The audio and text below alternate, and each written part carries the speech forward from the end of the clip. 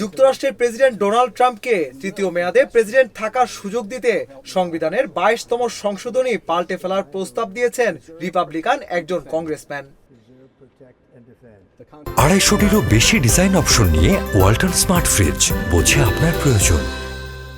Tennessee থেকে প্রতিনিধি পরিষদের নির্বাচিত অ্যান্ডি অগলোজ বৃহস্পতিবার এ প্রস্তাবটি উত্থাপন করে বলে জানিয়েছে মার্কিন সংবাদ মাধ্যম সিএনবিসি।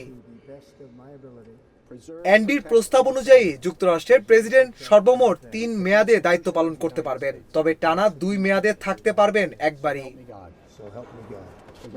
যুক্তরাষ্ট্রের সংবিধানের 22তম সংশোধনীতে বলা হয়েছে এক ব্যক্তি সর্বোচ্চ 2 বার প্রেসিডেন্ট পদে থাকতে পারবেন।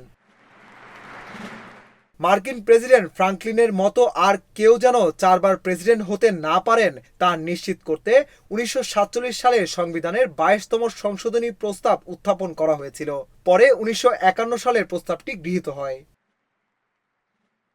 রুজভেল্টই একমাত্র প্রেসিডেন্ট যিনি যুক্তরাষ্ট্রের ইতিহাসে 4 বার নির্বাচিত হয়েছিলেন। 1945 সালে চতুর্থ মেয়াদে শপথ নেওয়ার 1.5 মাসেরও কম সময়ের মধ্যে তিনি মারা যান। এ সংশোধনী পাল্টাতে বৃহস্পতিবার প্রস্তাব উত্থাপন করে অ্যান্ডি অগলোজ।